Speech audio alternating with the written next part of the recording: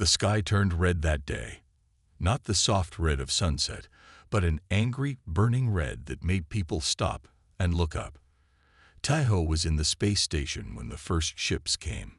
Big, dark ships that moved like nothing humans had ever built. "What are those?" asked Junho, the young tech who worked with Taiho. His hands shook as he pointed at the screen. Taiho didn't answer. He couldn't. In all his 15 years as commander of the International Space Defense Station, he had never seen anything like this. The ships were smooth and black, with no visible engines. They just moved, as if space itself pushed them along. "Sir, Commander Kim," Junho's voice cracked. "Call Earth Command," Taiho finally said. "Now." But before Junho could reach the comm system, the screens lit up with a message. It was in perfect Korean, then English, then every language on Earth. The aliens had been watching them for a long time. "People of Earth," the message read, "your planet now belongs to the Merak Empire. Do not fight. It will only cause pain." Taiho grabbed the emergency comm link to call his wife, Minji. She was working at the genetics lab in Seoul. "Minji, can you hear me?" he shouted into the link. "Taiho, what's happening? The sky is." "Listen to me." He cut her off. "Get to the underground lab. Take the Lazarus files. Hide them. But now, Minji, the aliens are not friendly. They're here to take Earth." The first attack hit New York. The station's screen showed a beam of green light that cut through buildings like they were made of paper. Then London, Tokyo, Seoul. Taiho screamed, watching the green light sweep over the city where Minji worked. The comm link went dead. From the space station, Taiho and his crew could only watch as the Merak ships moved around Earth, dropping smaller ships that landed in major cities.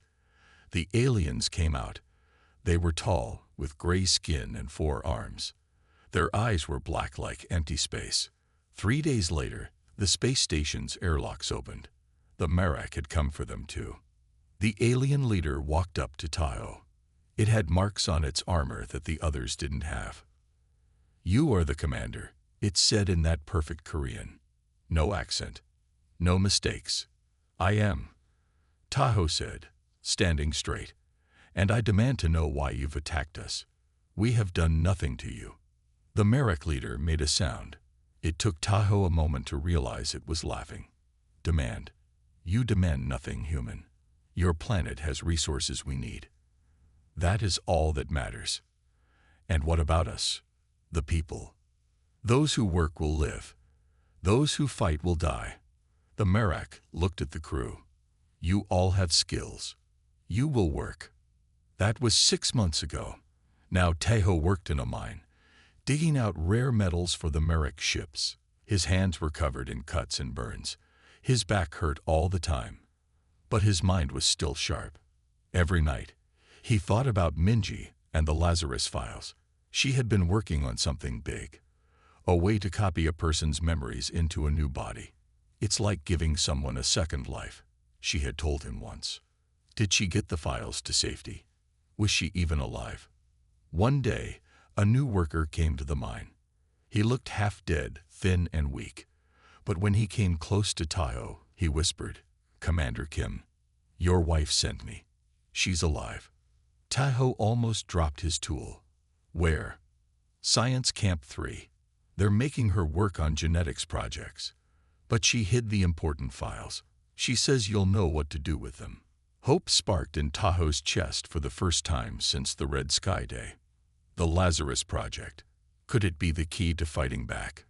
Not with guns or bombs, but with something the Merak would never expect. He looked up at the Merak guards, with their 4 arms and black eyes. They thought humans were weak. They thought they had won. "Tell my wife I'll find a way to reach her," Taiho whispered. The Merak think they know everything about humans, but they're about to learn what we do when pushed too far. The guard's whip cracked above their heads. No talking. Work. Taiho picked up his tool. Yes, he would work. And plan. and wait for the right moment to show the Merrick what humans were truly capable of. 2 weeks after Tahoe learned his wife was alive, the Merrick guards came for him. They pulled him from the mine shaft where he had been working. "Move," said the guard with a scar across his face. This one always seemed angrier than the others. "Where are you taking me?" Tahoe asked, his heart racing. Had they found out about the message from Minji? The guard hit him with the back of his weapon. "Silence. You go to Science Camp 3. Science Camp 3. Where Minji was. Tahoe kept his face blank, but inside he felt something he had not felt in months. Joy. The trip took 3 days in a crowded transport ship. Humans sat shoulder to shoulder, not allowed to speak. Some were doctors. Others were scientists and engineers. The Merrick needed smart humans to help them strip Earth of everything useful. When they arrived, Tahoe saw a large building surrounded by electric fences. Guards with weapons stood at every corner. The Merrick took their work very seriously. Inside, humans worked at tables filled with strange tools and machines. Some looked like Merrick technology. Others were human-made. And then he saw her. Minji. Her hair was shorter now, her face thinner. But her eyes were the same. Smart. Fierce. She saw him too. For a second, her eyes widened. Then she looked down quickly, pretending not to know him. Smart move. The Merrick didn't need to know they were husband and wife. A tall Merrick with special marks on his armor walked up to Tahoe. "You are the space commander," he said. "I am Chief Scientist Nero. You will work with the human gene team. Your space knowledge will help them." Tahoe was led to a table where 3 humans worked. One was an older woman with gray hair. "This is Hannah," said the guard. "She will show you what to do." When the guard left, Hannah looked at Tahoe with tired eyes. "So you're the famous Commander Kim," she said softly. "Minji's husband." "Yes," Tahoe whispered. "But how do you?" "We all know. Minji told us you would come, that he would help us with Lazarus." Tahoe looked around nervously. "Is it safe to talk?" Hannah pointed to a small device under the table. "This makes white noise. The guards can't hear us if we speak quietly." "Good. Now tell me about Lazarus." Minji was working on memory copying before the Merrick came. Hannah nodded. "It's more than that now. We've made progress. We can grow new bodies and put old memories in them." "Human bodies?" "Yes. And maybe others." Tahoe's eyes widened as he understood what she meant. "You think we can clone them?" "The Merrick. We've studied their biology. They're not so different from us in basic cell structure. But we need DNA samples, and we need to know more about how they think." That night, Tahoe was given a small cot in a room with other new workers. He couldn't sleep. His mind was racing with possibilities. During the night, the door opened silently. Minji slipped in and sat beside him. "I've missed you so much," she whispered, touching his face. Tahoe held her hand. "I thought you were dead when Seoul was hit. I got to the underground lab in time, and I took everything about Lazarus with me." She paused. "Tahoe, there's something you need to know about the Merrick. Something important." "What is it?" "They never leave their dead behind. Ever. When one dies, they put the body in a special field and send it home. They believe their spirit goes to another world, but only if their body is preserved." Tahoe thought about this. So they care deeply about what happens after death. "Yes, and that's their weakness." Minji's eyes were bright in the darkness. What if they met their own dead? What if those dead told them the truth about what happens when a Merrick dies? Tahoe felt a chill. It was a bold plan. Dangerous. But if it worked, "We would need DNA from a dead Merrick," he said. "There was an accident last week. A guard was crushed by a machine. They took the body away, but not before Sunwoo got samples." "Sunwoo. He was a doctor before. Now he's part of our team. He's been saving the sample until we had a plan." Tahoe looked at his wife with new respect. She hadn't just survived. She had been fighting back all along. Tomorrow I'll show you the secret lab, Minji said. It's hidden under the floor in Section C. We've been building it for months. And the Marek don't know. Minji smiled. They think they're so much smarter than us. That's their second weakness. As she slipped out of the room, Tahoe lay back on his cot. For the first time since the Red Sky Day, he felt like Earth might have a chance. Not with guns or bombs, but with the truth. A truth that would shake the Marek to their core. The secret lab under Science Camp 3 was small but well-equipped. Tahoe had to crawl through a narrow tunnel to reach it for the first time. When he emerged into the hidden room, he was amazed at what he saw. "How did you build all this?"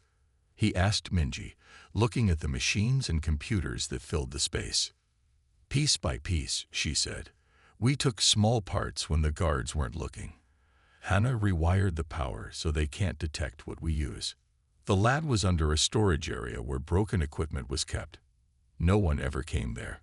Perfect for their secret work. Sunwoo, the former doctor, was already there. He was a thin man with kind eyes and steady hands. He held up a small tube. "This is it," he said. "Cells from the dead Marek guard, taken before they put his body in the stasis field." Tahoe looked at the tube. Inside was a small bit of gray tissue. It didn't look special, but it was the key to their plan. "Are we ready?" Minji asked. Hana nodded. "The growth tank is set up. We modified it based on what we've learned about Marek biology. If this works, we'll have a full-grown Marek clone in 2 weeks." Dong-Yun, the brain expert, spoke up. "The hard part will be the memory transfer. We need to make sure the clone remembers dying." Tahoe thought about this. How can someone remember dying? "The Marek brain doesn't shut down all at once," Dong-Yun explained. "There's a period where it's still active. We think we can capture those last memories and put them in the clone." It seemed impossible, but so did alien invasion once. For the next 2 weeks, they worked in shifts. 2 people would always be in the main lab, doing the work the Marek assigned. The others would be in the secret lab, watching over the growing clone. The Marek cells divided quickly. Soon they had formed organs, then limbs. By day 10, it looked like a sleeping Marek. "It's working faster than we thought," Minji said, checking the growth tank readings. "The Marek heal and grow faster than humans. It's almost ready." On day 14, they were all in the secret lab. The clone was fully formed. Gray skin, 4 arms, just like their captors. But this one was theirs. "Time to wake it up," Minji said, her voice shaking a little. Hana typed commands into the computer while Dong-Yun watched the brain readings. "Memory transfer complete," he said. "Now we wait." The clone's black eyes opened slowly. It looked around, confused. Then it saw them. Humans. It tried to move, but the tank held it still. "Let me go," it said in the clicking Marek language. "I must report to Commander Frex." "You can't," Tahoe said, speaking the Marek words he had learned. "Commander Frex is not here." The clone looked at him with hate. "Human speaker, where am I? What have you done to me?" "What's the last thing you remember?" Dong-Yun asked. The clone's face changed. Fear replaced anger. "I was working in Section D. The machine was unstable. Commander Frex ordered me to secure it." Its voice grew quieter. "He knew it would fall. He looked at me, and he knew." And then, Minji pushed. Pain. Darkness. The clone's 4 hands touched its own face. "I died. But how am I here?" "We brought you back," Tahoe said. "We made a new body for you with your memories." The clone was quiet for a long time. Then it asked, "Did they take my real body home? For the passing?" "Yes," said Sunwoo. "They put it in a stasis field and sent it away." "But I am still here," the clone said. "My thoughts, my memories. If I am here, then there is no passing to the next world." None of the humans spoke. They let the truth sink in. "The High Command lied to us," the clone finally said. Its voice was different now, not angry, but sad. All Merak are told our spirit moves on if our body is preserved. But if you can copy my memories, then there is no spirit, just information. Tahoe stepped closer to the tank. Will you help us? Your commanders sacrifice your people. They lie about what happens after death. They invaded our world and killed billions. Will you help us teach them the truth? The clone looked at each human face. Then it said, "My name is Vex, and yes, I will help you. Not for your world, but for the truth. All Merak deserve to know what happens when we die." Minji let out a breath she'd been holding. The first part of our plan worked. Now for the hard part. Getting Vex to other Merak without being caught, Tahoe said. Yes, said Hana, and making more clones. Many more. Vex watched them with its black eyes. The Merak will not want to believe, but I will make them see. I will make them regret the lies they have lived by. For the first time, humans and a Merak were working together, and somewhere in the Merak fleet above Earth, commanders who thought they had won were about to learn what defeat really felt like. We need more dead Merak DNA, Tahoe said during their secret meeting 1 week after creating Vex, and we need a way to get our clones to other Merak ships. The team sat in a tight circle in the hidden lab. Vex was with them, his gray skin looking pale under the dim lights. There's a way, Vex said, but it's dangerous. Minji leaned forward. Tell us. Every 3 days, a small ship comes to take dead Merak back to the fleet. The pilot is always alone. If we could take control of that ship. Hana looked worried. How? We can't fight a Merak with weapons. We don't need to, Tahoe said, a plan forming in his mind. Vex can pretend to be a guard. He can say he's bringing a body. But we don't have a body, Donyan pointed out. We have me, said Vex. The pilot will see a Merak guard with a stasis pod. Inside will be a human who looks dead. But really, it will be one of you, pretending. Tahoe nodded slowly. And once on board, we take control of the ship. I will volunteer, said Sunwoo, the former doctor. I know how to slow my heart and breathing to appear dead. They spent days planning. Hana built a fake stasis pod that would fool the ship's pilot. Minji collected more Merak DNA from the science lab where she worked. They had enough to make 3 more clones. We need to grow them faster, Tahoe said. Each one takes 2 weeks. That's too slow. Minji had been thinking about this. I've modified the growth solution. I think we can cut the time to 1 week. But the clones might not last as long. How long? Tahoe asked. A month, maybe less. The cells will break down eventually. Vex made a clicking sound, the Merak equivalent of a sigh. It's enough time. We don't need to live long.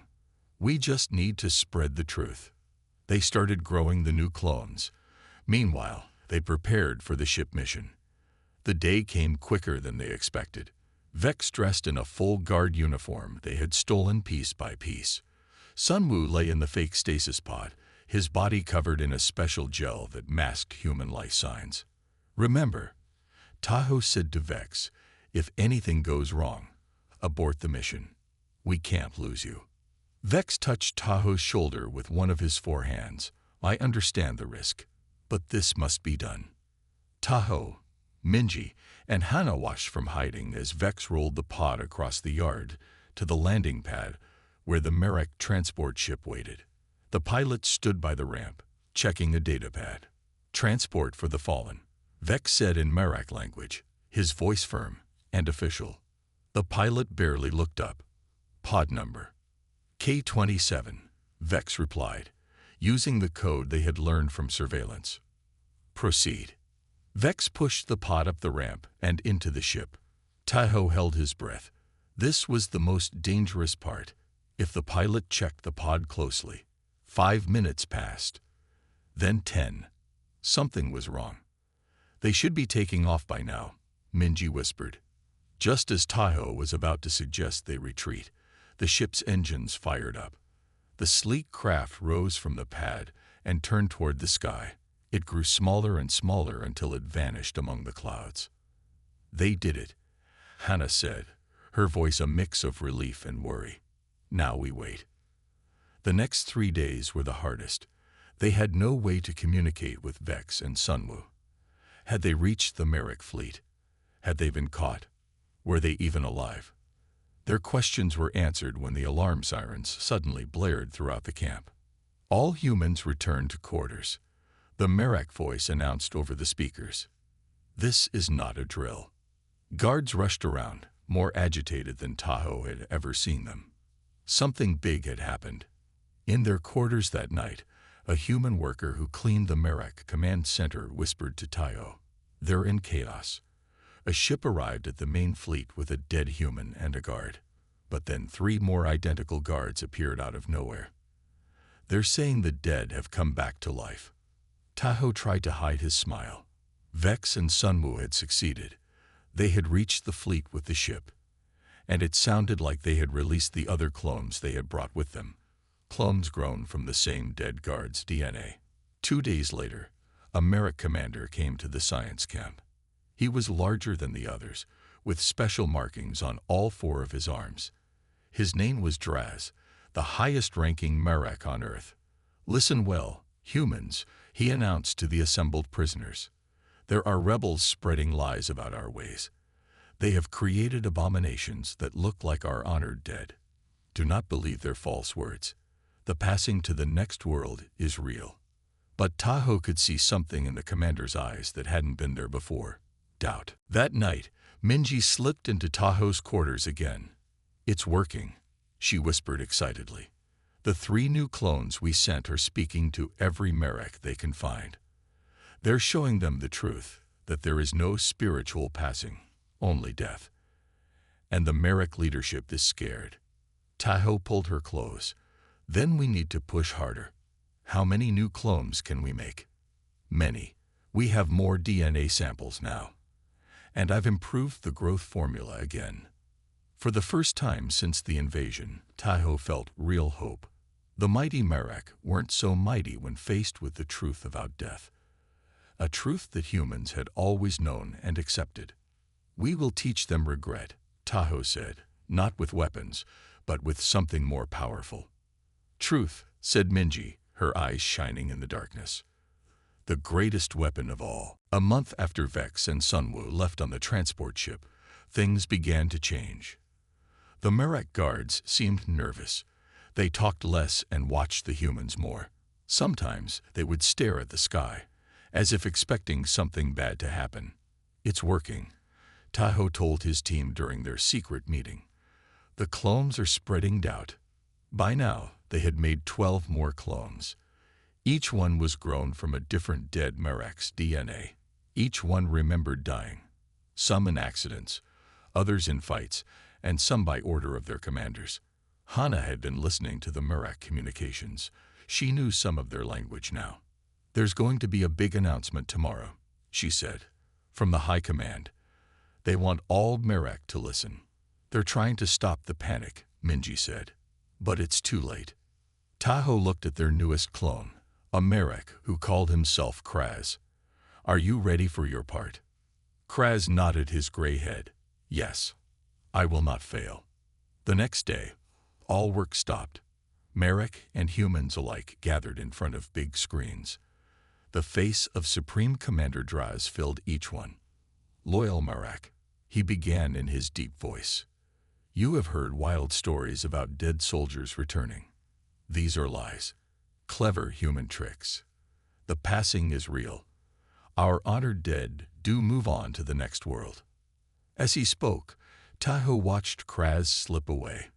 The clone wore a stolen guard uniform. No one stopped him as he walked toward the main communications building.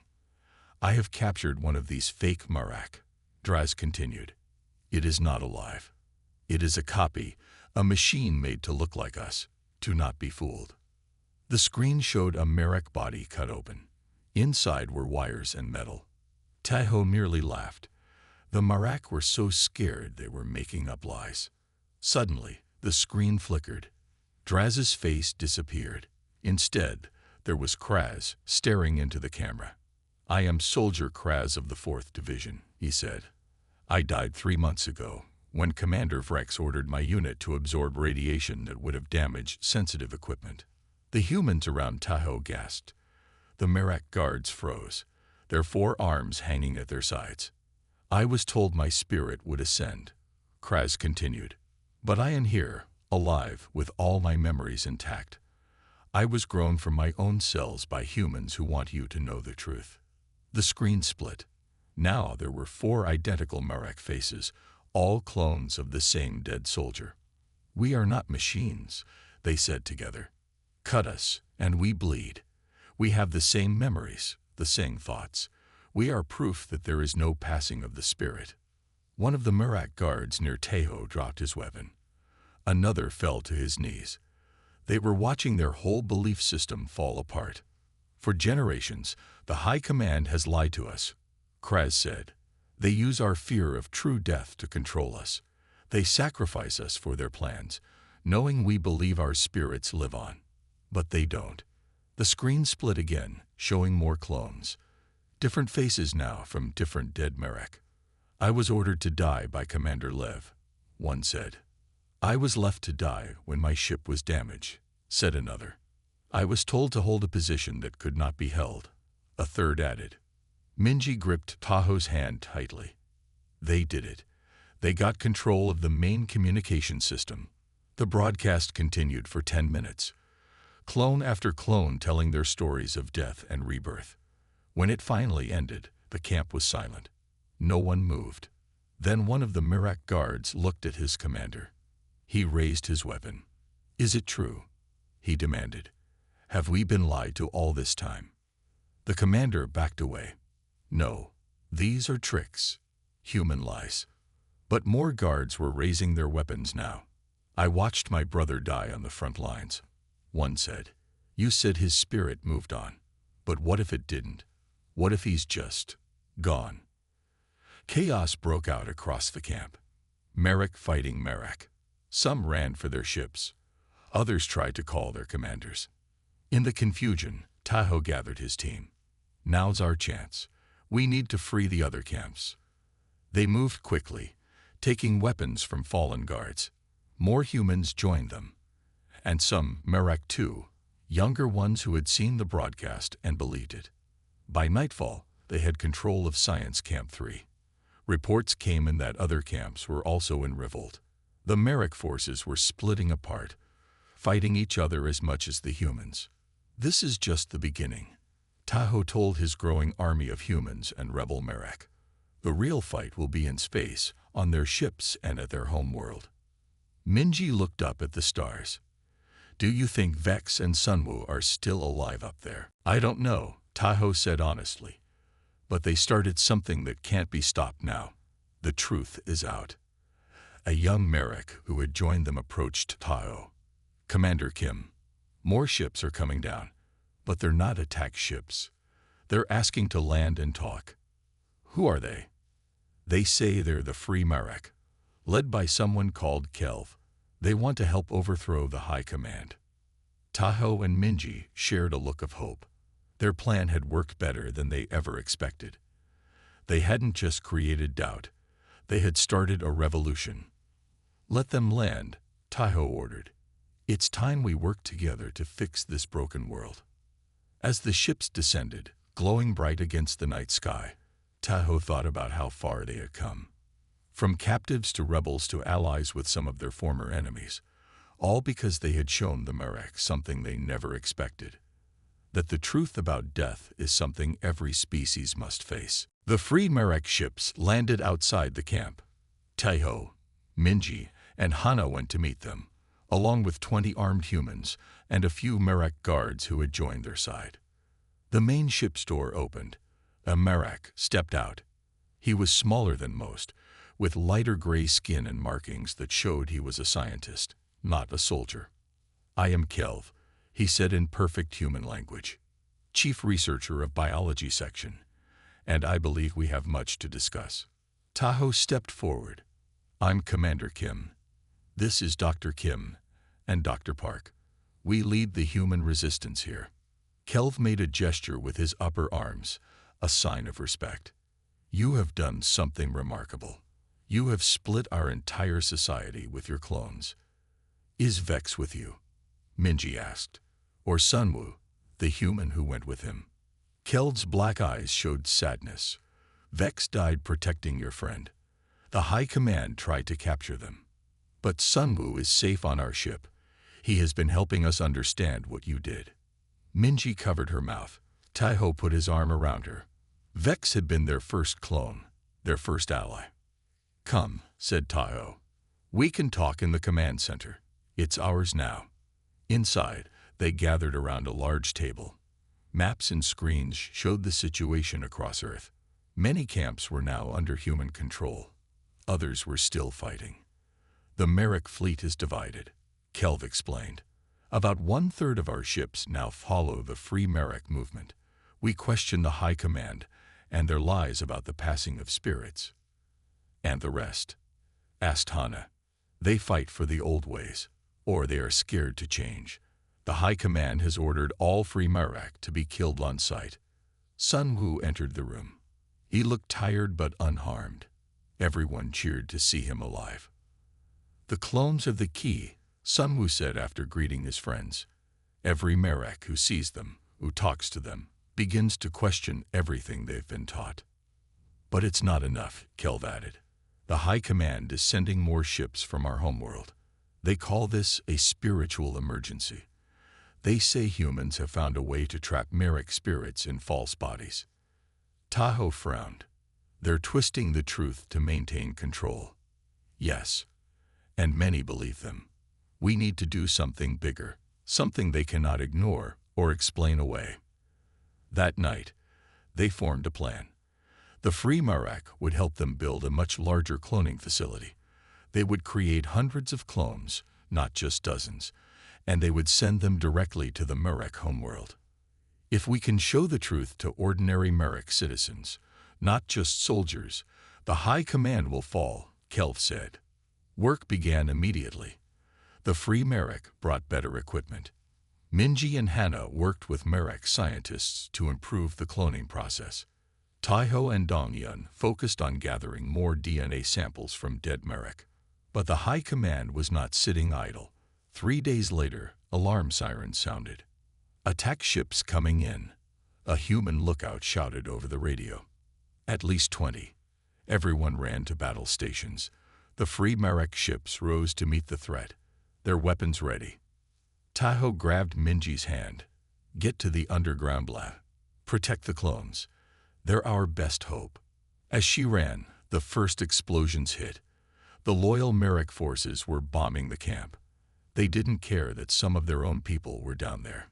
The battle lasted 6 hours. In the end, the Free Merrick ships drove off the attackers, but at a heavy cost. 3 of their 5 ships were damaged. Many Free Merrick and humans died. When it was over, Taiho found Kelv staring at the bodies of his fallen comrades. This is what the High Command has always done, Kelv said bitterly. Sacrifice the many to protect the few. Help me understand something, Taiho said. If you didn't really believe in the spirit passing, why did you fight for them for so long? Kelv was quiet for a moment. Fear, hope, the same reasons humans believe in things they cannot see. He looked at Taiho. Many of us had doubts, but to speak them aloud meant punishment. The clones gave us proof and courage. Later, Taiho and Minji walked through the camp, checking on survivors. The attack had destroyed much, but not their resolve. We lost 2 of the new clone batches, Minji said, but most survived. We can still make more. Good, because the High Command just showed us they're willing to destroy everything rather than face the truth. Taiho looked up at the sky where stars were beginning to appear. We need to take this fight to them, to their homeworld. How? We have a few damaged ships. They have a fleet. We have something more powerful, Taiho said. Living proof that everything they've built their society on is a lie. A young human runner came up to them. Commander, Dr. Park needs you both in the lab right away. They hurried to the underground lab. Hannah was there with Kelv and several other scientists gathered around a screen. We intercepted a transmission from the High Command to all loyal Merak, Hannah explained. They're claiming we use dark technology to steal Merak's souls. They're calling for the complete destruction of Earth. The room went silent. How much time do we have? Tahoe finally asked. Kelv's voice was grim. They're gathering their largest ships now. 5 days, maybe 6. Minji gripped Tahoe's arm. We can't fight that kind of power. No, Tahoe agreed. But we can stop it at the source. He turned to Kelv. You said your people never question the High Command because they control the spiritual knowledge, correct? Yes, they are the only ones allowed to interpret the ancient texts about the passing. Then we need to prove they've been lying about that too. Tahoe looked at each person in the room. We're going to the Merak homeworld, to the place where all this began. The sacred vault, Kelv whispered, where all Merak bodies are kept for the passing. Yes, we'll bring our clones there. We'll show everyone the truth, all at once. It was the boldest plan yet. Maybe impossible. But they had no choice. Earth had 5 days to live, unless they could make an entire civilization face the truth about death and what comes after. I'm with you, Minji said. One by one, the others nodded. Human and free Merak together, united by a common goal, survival, and the search for truth. 4 days until the end of Earth. 4 days to save humanity. The clock was ticking as they prepared for their desperate mission to the Merak homeworld.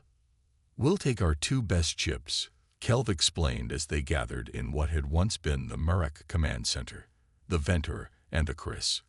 They're fast and have good shields. Tahoe looked at the holographic map showing the path to the Merak homeworld. How long will it take to get there? 3 days with our fastest engines. That gives us 1 day on the ground before the attack fleet reaches Earth. It wasn't much time.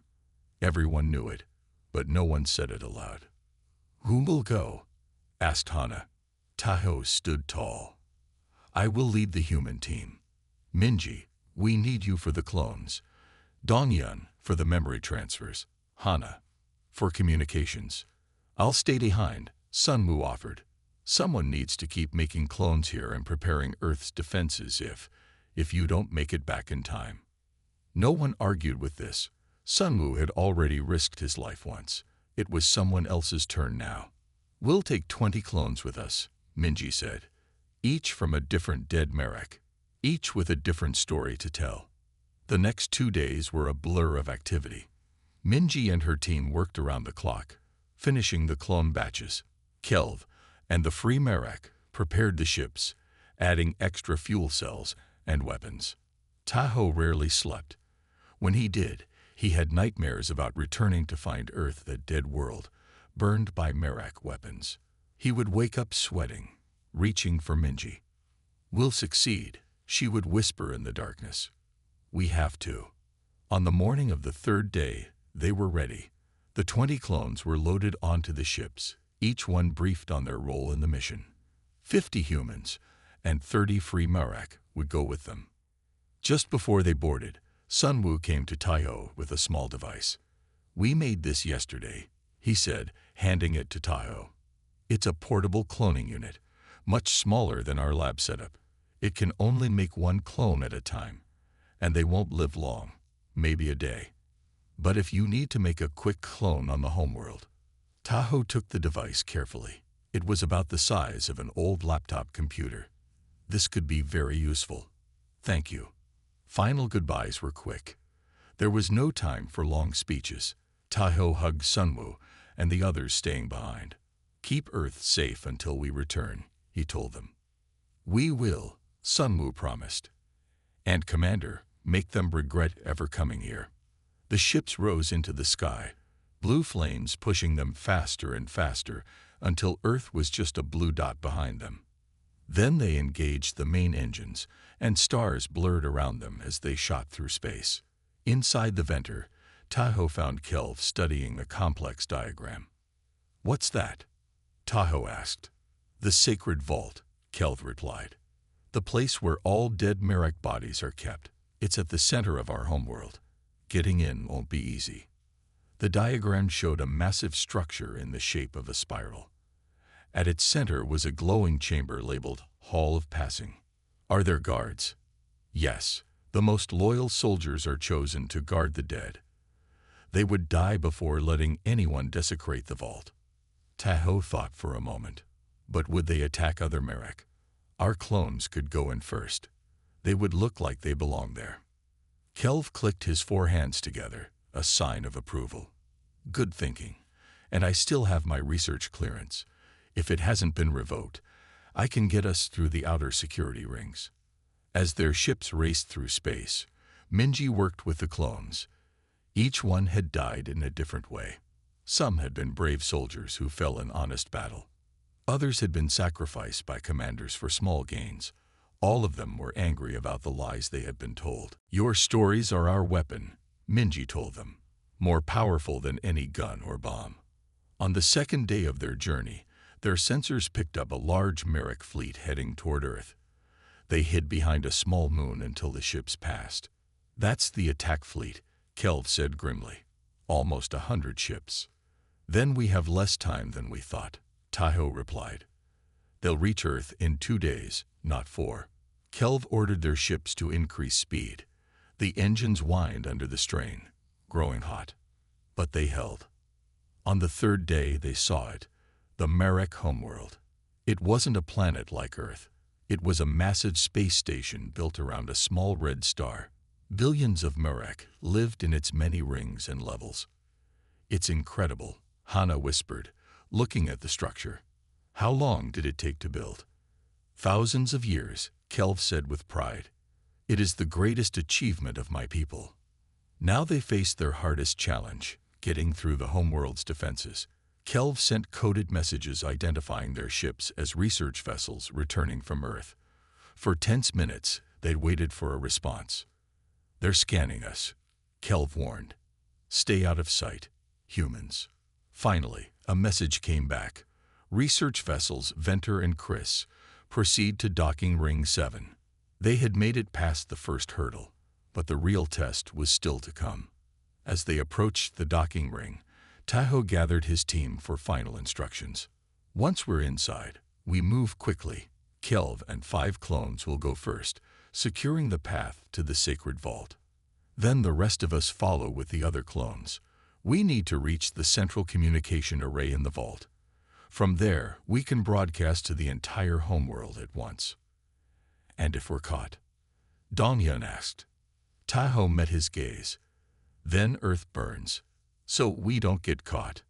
Their ships docked with a soft thud. Airlocks hissed open. Kelv stepped out first, his research uniform and ID ready. 5 clones in Merak Guard uniforms followed him. Tahoe and the humans waited, hearts pounding. If Kelv failed to secure the path, they would all die here, far from home. 1 hour passed. Then 2. Tahoe was about to risk sending a message when his comm unit beeped. Path is clear, came Kelv's voice. We've reached the outer ring of the vault. Come now. Tahoe looked at Minji, took her hand for a brief moment, then led the humans forward. Behind them came the remaining clones, each carrying the truth that could save Earth. As they stepped onto the Merrick homeworld, Tahoe felt a strange sense of awe. Here they were, the first humans to set foot on the heart of the Merrick civilization. Not as conquerors or diplomats, but as truth-bringers. This way, whispered a clone guard, leading them down a long corridor. Quickly. We have less than 1 day before they realize what we're doing. 1 day to change the course of 2 civilizations. 1 day to save Earth. The greatest challenge humanity had ever faced. And it would be won or lost not with weapons, but with the truth about death. The one thing no species could escape. The Merrick homeworld was unlike anything the humans had ever seen. They moved through wide hallways with high ceilings built for the tall aliens. Soft blue light came from the walls. The air smelled clean but strange. Stay close, Kelv whispered as he led them deeper into the structure. We're entering the middle rings now. More Merrick live here. They passed Merrick citizens going about their daily lives. None of them had ever seen a human before. When they noticed Tahoe and the others, they stopped and stared with their black eyes. Keep moving, Kelv urged. Act like you belong here. The clone guards walked in front and behind the humans, making it look like they were prisoners being moved. It worked. The Merak they passed quickly looked away, not wanting to get involved in official business. How much further to the sacred vault? Tahoe asked. 2 more levels down, Kelv replied. But the security gets tighter from here. We need to be careful. They reached a large elevator that would take them to the lower levels. As they waited for it, a group of high-ranking Merak approached. Hide your faces, Kelv hissed. The humans bowed their heads. The clones stood tall, blocking them from view. Tahoe's heart pounded as the Merak officials walked past. One of them stopped and looked at Kelv. Research Chief, what are you doing here? I thought you were on the Earth mission. Kelv bowed slightly. I returned early with important findings, High Commander. These prisoners have knowledge we need. The High Commander looked at the guards, then at the humans. Tahoe could feel the alien's eyes on him, but he didn't dare look up. Proceed, the commander finally said. But report to Central Command when you're done. The attack fleet leaves for Earth soon. We need all research data before we destroy the planet. Of course, High Commander, Kelv said. When the officials were gone, everyone let out a breath of relief. That was close, Minji whispered. The elevator arrived, and they all squeezed inside. It dropped quickly, making Tahoe's stomach feel light. When the doors opened, they were in a different world. The lower level was dimly lit with red lights. The walls were covered in strange writing. It was older here, more sacred. The entrance to the sacred vault is ahead, Kelv said. It's guarded by elite protectors. They won't be easy to fool. Tahoe looked at the clones. Are you ready? They nodded. These clones were special, grown from the DNA of fallen elite protectors. If anyone could get past the guards, they could. We'll go first, said one clone. Follow when I give the signal. The clones adjusted their uniforms and walked ahead. Tahoe and the others waited in the shadows, watching. The elite protectors stood at a massive door made of a dark metal. They wore special armor that covered all 4 arms. Their helmets had red markings. The clones approached them and spoke in the Merak language. Tahoe couldn't understand the words, but he could tell it wasn't going well. The guards were asking questions, becoming suspicious. Then one of the clones removed his helmet. The guards froze. I am Krell, the clone said, loud enough for Tahoe to hear. Unit commander of the 3rd Elite Division. I died defending this very door 2 years ago. The guards reached for their weapons, but stopped when the other clones removed their helmets too. Each one looked exactly like a guard who had died. We have returned from death, Krell continued. Not as spirits, but as flesh. The passing is a lie, and we can prove it. One of the guards dropped to his knees. The other backed away, hitting the communication panel on the wall. Now, Kelv shouted to the humans, we must move before they call for help. Tahoe led the charge. They ran for the door as alarms began to sound. The kneeling guard didn't try to stop them. The other fired his weapon, but a clone jumped in front of the beam, taking the hit. Kelv reached the control panel and entered a code. The massive door began to open. Get inside, he ordered, quickly. They ran through the doorway into the sacred vault. What Tahoe saw inside took his breath away. The vault was enormous, stretching further than he could see. Floating in the air, held by invisible fields, were millions of Merak bodies. They were arranged in perfect circles, level after level, going up into darkness. All the Merak who have ever died in service, Kelv said quietly, all waiting for a passing that never comes. It's incredible, Hana whispered. And terrible, Minji added. They had no time to stare. More alarms were sounding, and they could hear guards running toward them. The communication array is at the center, Kelv said, pointing to a glowing platform in the middle of the vault. From there, we can broadcast to every Merek in the homeworld and the fleet. They ran across the floor, weaving between the floating bodies. The remaining clones spread out, ready to fight off the guards who would soon break through. Taiho, Minji, Donghyun, and Hannah followed Kelv to the central platform. It held a complex machine with screens and controls. "Can you make it work?" Taiho asked. Kelv's 4 hands moved quickly over the controls. "Yes, but we need time. The High Command will try to shut it down." The first guards burst into the vault. The clones engaged them, buying precious minutes. "It's ready," Kelv finally said. "Who will speak?" Taiho looked at Minji, then at the clones fighting to protect them. "All of us. Together. But the clones must go first. Their truth is what matters most." Kelv activated the array.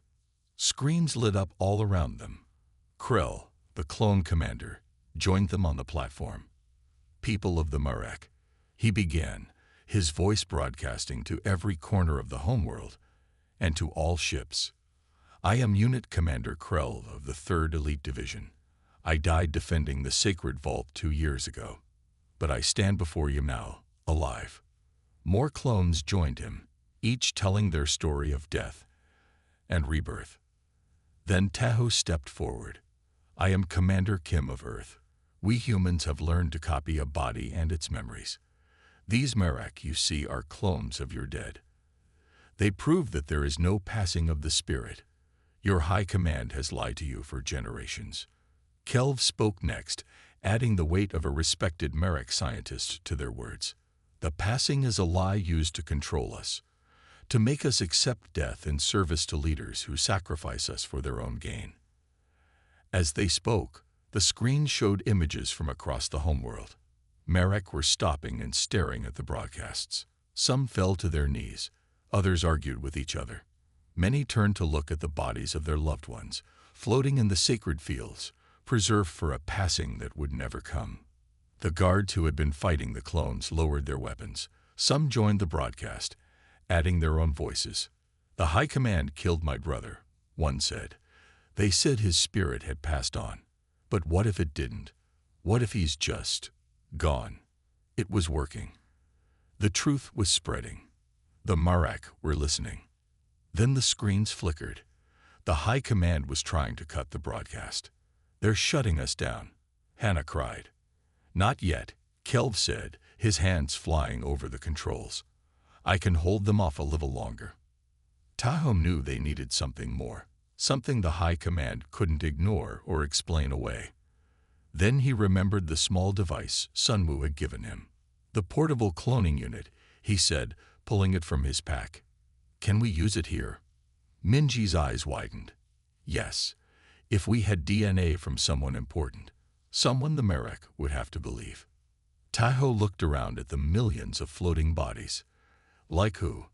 Kelv turned from the controls, his black eyes shining with a new idea. "The first High Commander, the founder of our society. His body is kept in a special place at the very top of the vault." "Can we reach it in time?" Taiho asked.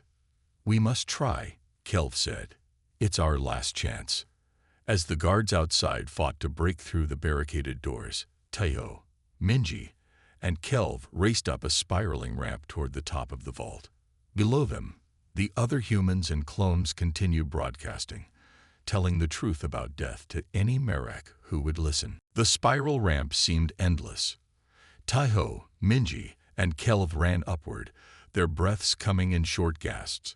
All around them, the bodies of dead Merek floated in their stasis fields, silent witnesses to the greatest lie in their civilization's history. "How much further?" Taiho asked, his legs burning from the climb. "Almost there." Kelv pointed to a glowing chamber above them. "That's the first commander's resting place." As they reached the top, they heard explosions below. The High Command forces had broken through the doors. The clones were fighting to protect the broadcast center, but they wouldn't last long.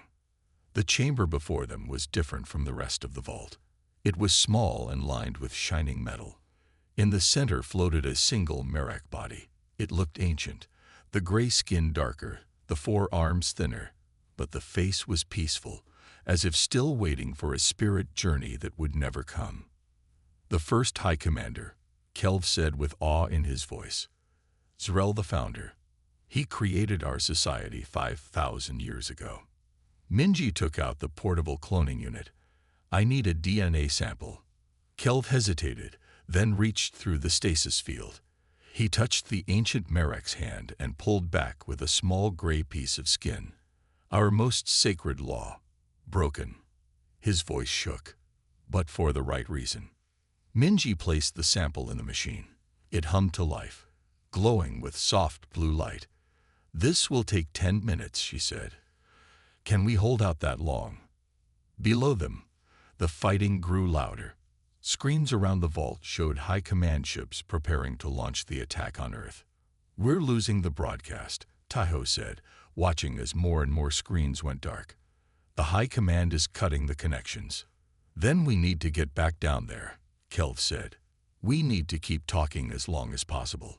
They left the cloning unit working and raced back down the spiral ramp. When they reached the bottom, they found chaos. The clone guards were fighting against elite protectors who had broken through. Donhyun lay wounded, Hannah tending to him behind a barrier. They're shutting down the broadcast, Hannah shouted when she saw them.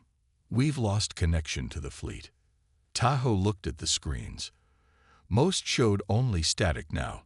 A few still worked, but they weren't enough. The Merak attack fleet would soon launch, and Earth would be destroyed. We need to hold on, Tahoe said. Just a few more minutes.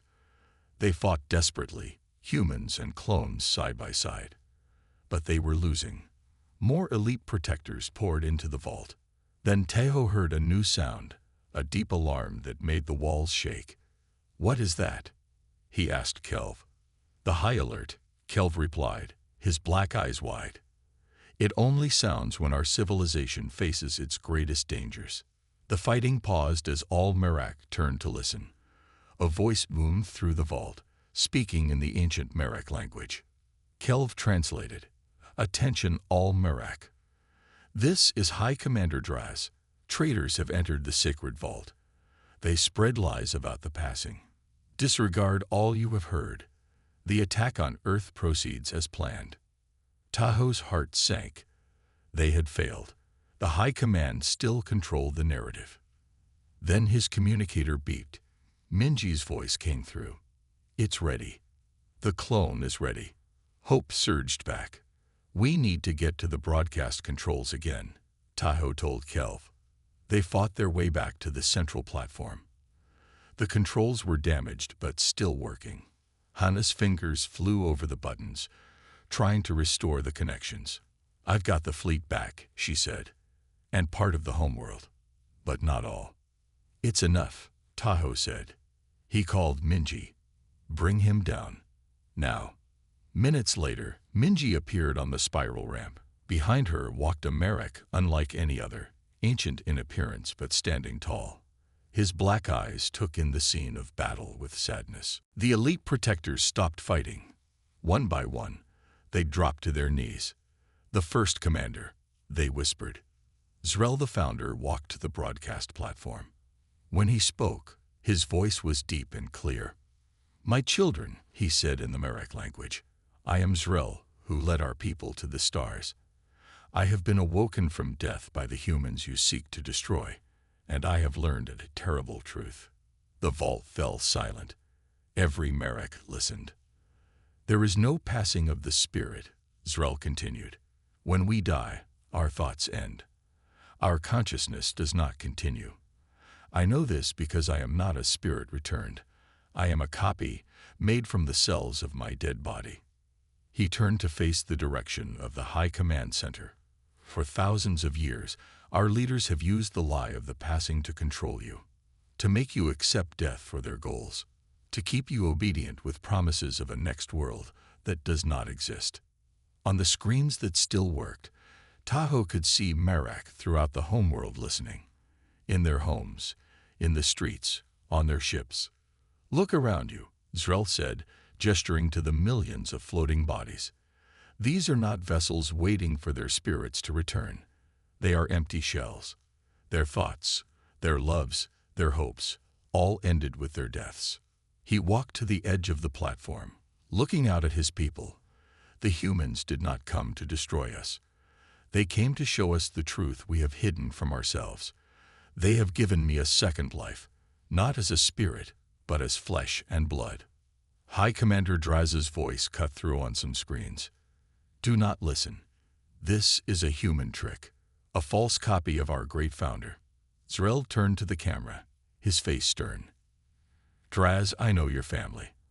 I knew your ancestor who served under me.